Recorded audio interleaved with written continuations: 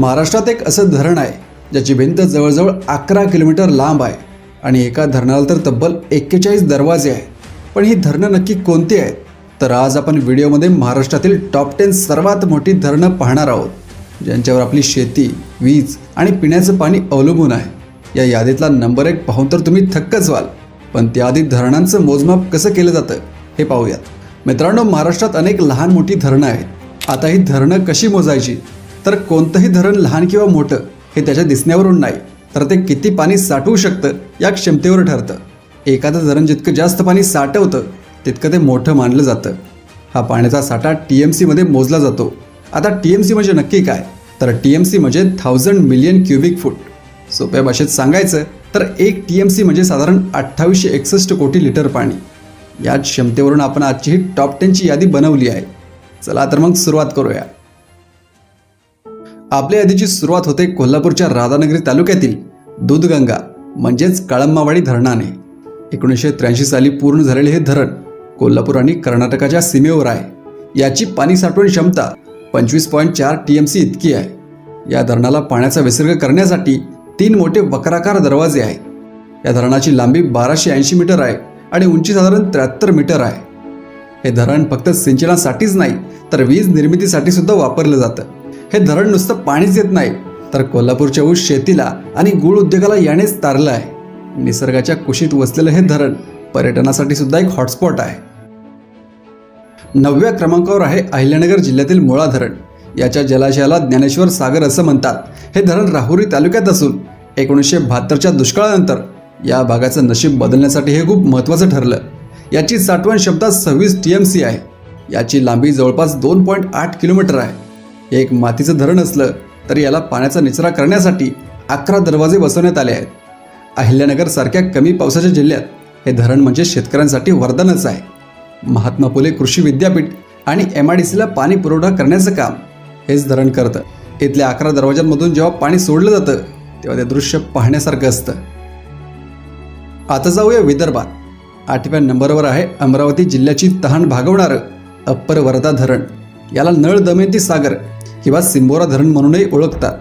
हे धरण वर्धा नदीवर बांधलं असून याची साठवण क्षमता 28 TMC आहे. धरण तब्बल 5.9 किलोमीटर लांब आहे. या धरणाला 13 दरवाजे आहेत जे अतिशय भव्य आहेत. हे धरण तब्बल 6 किलोमीटर लांब पसरलं आहे. अमरावती शहराला पिण्याचं पाणी आणि विदर्भाच्या संत्रा बागांना जगवण्याचं काम हेच धरण करतं. 1993 मध्ये हे पूर्ण झालं. या धरणाच्या 13 दरवाजांमधून पाणी सोडल्यावर नदीचं पात्र भरून वाहतं, जे पर्यटकांना खूप आकर्षित करतं. 7व्या नंबरवर आहे ठाण्यातील भातसा धरण. शहापूर तालुक्यात असलेलं हे धरण 1983 मध्ये बांधलं गेलं. याची पाणी साठवण क्षमता 34.5 TMC आहे. या धरणाला 5 मोठे दरवाजे आहेत. पण या धरणाची खरी ओळख त्याच्या उंचीमुळे आहे.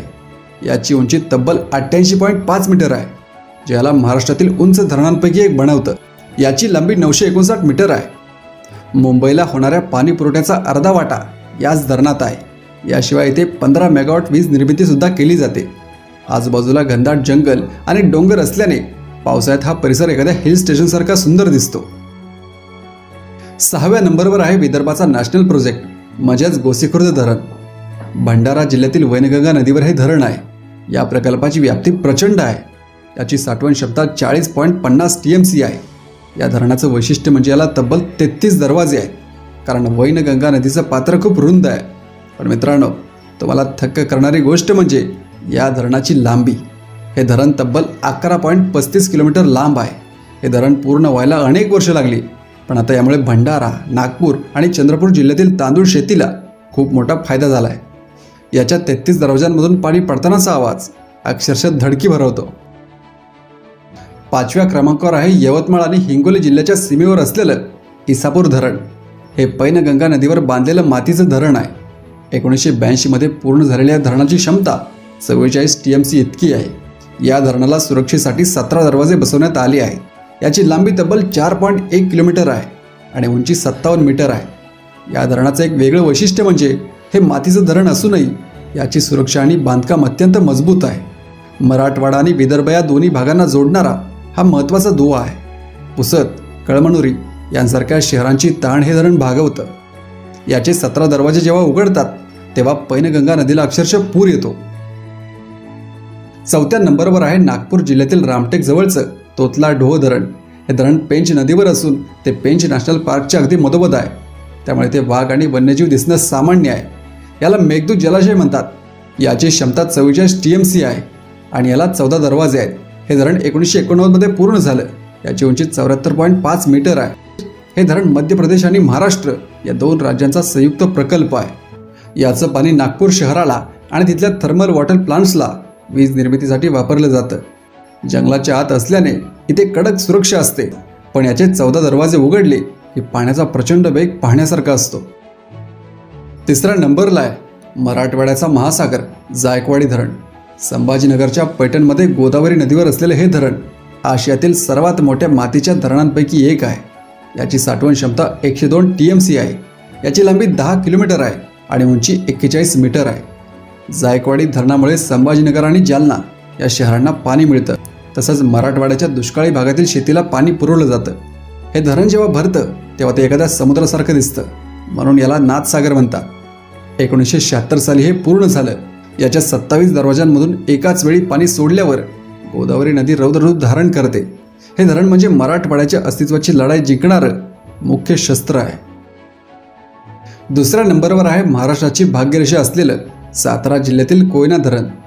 सह्याद्रीच्या दुर्गम भागात हेळवाक येथे धरण बांधलं आहे.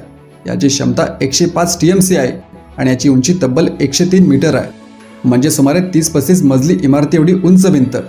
या धरणाला मुख्यत्वे 6 वक्राकार दरवाजे आहेत. हे धरण वीज निर्मितीसाठी ओळखलं जातं आणि महाराष्ट्राला सर्वाधिक हायड्रो इलेक्ट्रिसिटी याच धरणातून मिळते. 1967च्या भीषण भूकंपानंतरही हे धरण अभेद्य उभं राहिलं.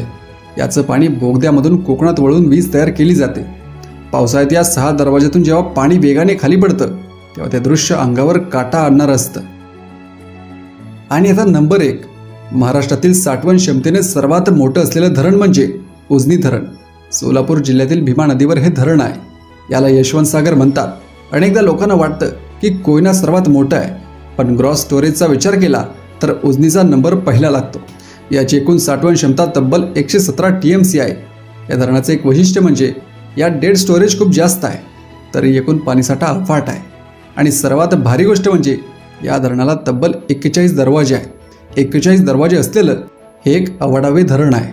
सोलापूर जिल्हा जो एकेकाळी दुष्काळी होता तो आज उजनीमुळे साखरेचं कोठार बनला आहे. या धरणाच्या 41 दरवाज्यातून जेव्हा पाणी सुटतं तेव्हा भीमा नदीचं पात्र दुथडी भरून वाहतं. तर मित्रांनो, आज आपण जी महाकाय 10 धरणं पाहिली ती फक्त सिमेंट कॉन्क्रीटच्या भिंती नाहीत, तर ती महाराष्ट्राच्या विकासाची खरी इंजिन आहे. विचार करा, जर कोयनेची वीज नसती तर महाराष्ट्रातले कारखाने आणि उद्योग चालले असते का? किंवा जर उजनी आणि जायकवाडीचं पाणी नसतं तर सोलापूर आणि मराठवाड्याची शेती आपल्याला हिरवी दिसली नसती. कधी काळी दुष्काळाने होरपळणाऱ्या आपल्या राज्याचं नशीब बदलण्याचं काम या अथांग जलसाठ्यांनी केलं आहे. आपल्या राज्यातील लहान मोठ्या सर्व धरणातील पाण्याच्या जोरावरच आज आपलं महाराष्ट्र राज्य देशात ताठ मांडीने उभं आहे. आता मला तुमच्या जिल्ह्यातील धरणाचं नाव खाली कमेंटमध्ये नक्की सांगा. माहिती आवडली असेल तर लाईक करा आणि आपल्या महाराष्ट्राच्या अशाच इंटरेस्टिंग गोष्टी जाणून घेण्यासाठी आपल्या चॅनलला सबस्क्राईब करा.